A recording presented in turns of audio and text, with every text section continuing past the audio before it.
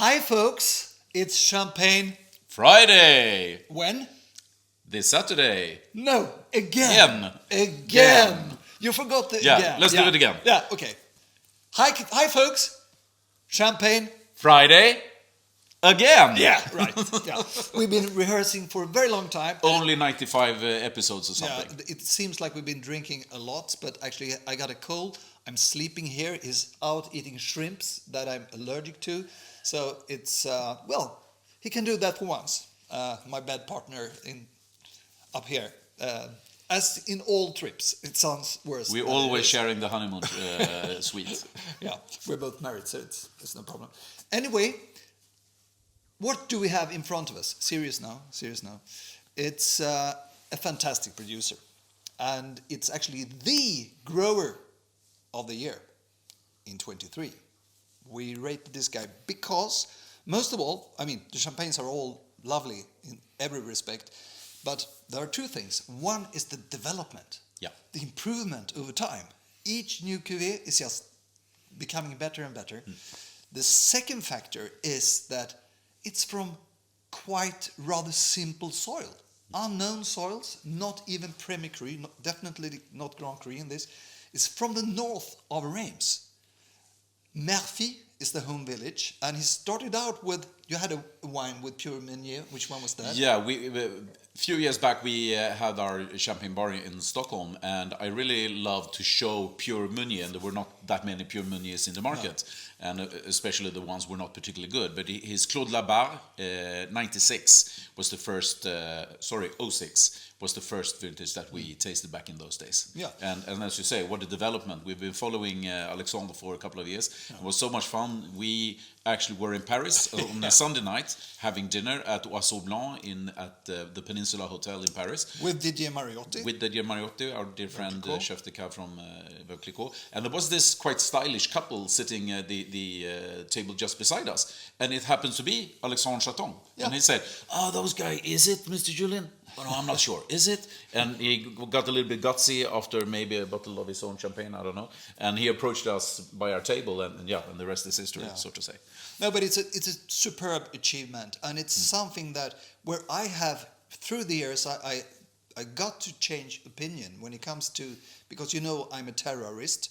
I'm definitely think that Grand Crus are the best Premier Crus then, and if you're outside that, you don't have a chance of making something which is as good as. But there are some producers who can make magic out of vinification, out of strong fingerprints from different soils, especially when they are made like vineyard champagnes Ludi, as in these cases. And if you take a look, for me it's absolutely most beautiful all champagne houses or producers' websites. You can see in Murphy, you can see, have a look yourself, but you see the different parcels, and in front of us we have 3 of them here. And we shall not forget that he learned the business from Anselme Selos, like so many disciples from him, and it's a lot of the techniques. And in the first champagne here today, we have this for the second time. It happens, even from Murphy. The sesame oil, the sesame seeds that are slightly burnt. Or shall we call it the Selos note? The Selos note. Exactly. Even the Brussels nuts that we're speaking about is there as well. So, in front of us, we have first Blanc de Blanc, 19, from a single plot. Sandy soil. That's also a very strong typicity. Sand shouldn't work for champagne.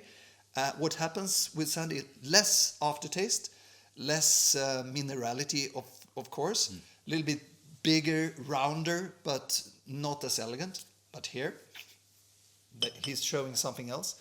Back labels, fantastic. Very important to always check the back labels of modern producers. Yeah. And you don't even need to know exactly which one it was. Then you read, okay, Chemin de Reims, 19, how much sugar, dosage, 4 grams, etc. Anyway, Chemin de Reims. And if I take that, I go directly with that Selos note. That's the first that strikes us. It's very Burgundian as well. There is a lot of Puligny, Montrachet, Premier Cru style with rather strong oak, but nicely integrated oak. might sound crazy to say, but for me it resembles actually also Coche-de-Rue Top Meursault. And it's not like an insult to Coche-de-Rue or to this, but because it is so damn delicious. It's beautifully done. It's fantastic. It's one of the best wines he's ever done, actually. That's my direct. The first time we tasted it. So try to get it. Very few bottles made. Second one, not only sandy soil, but also some clay and a little bit of limestone. Sounds a little bit more promising. How do you pronounce this? Ørtbis. We think it's Ørtbis. You can see here. Ørtbis. Ørtbis. Ørtbis. Ørtbis, we think. And here it's 18 on the paper. Even better vintage, stricter.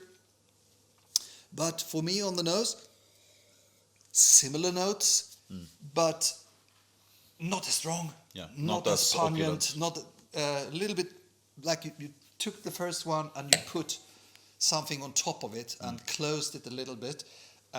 There is actually, I think it's more sandy on the nose than the 19.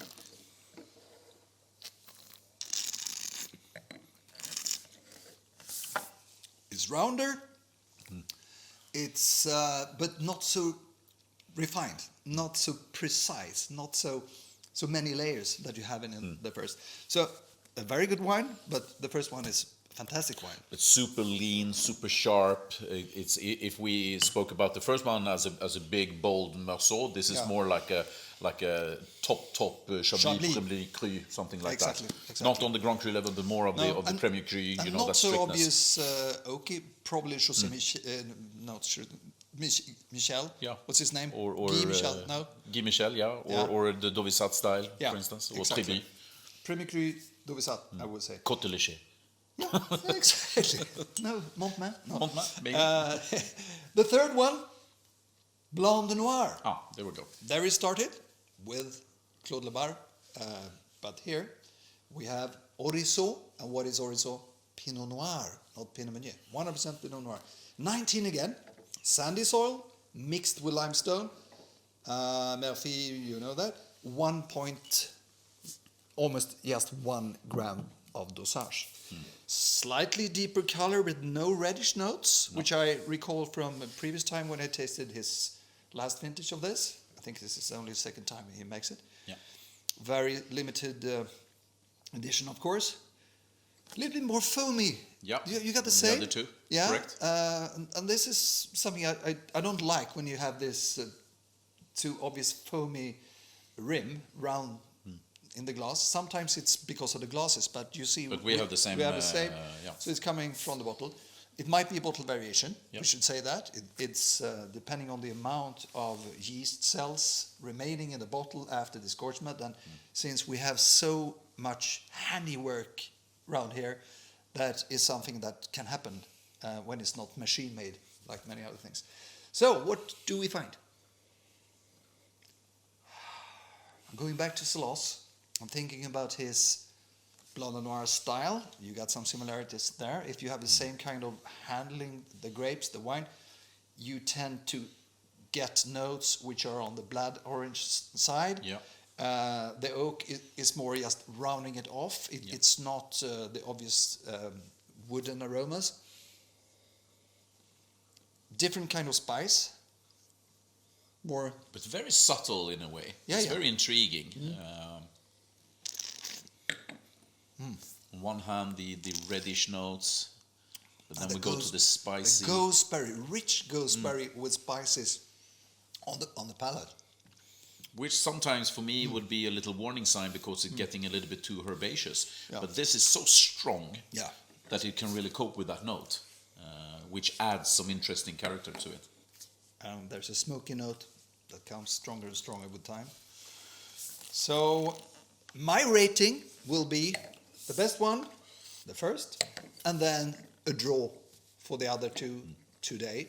But with time, I think the last one, the Pinot Noir, Ortisot, will be winning over the one in the middle. So anyway, Alexander, Bravo. and see you next Friday again. Wonderful.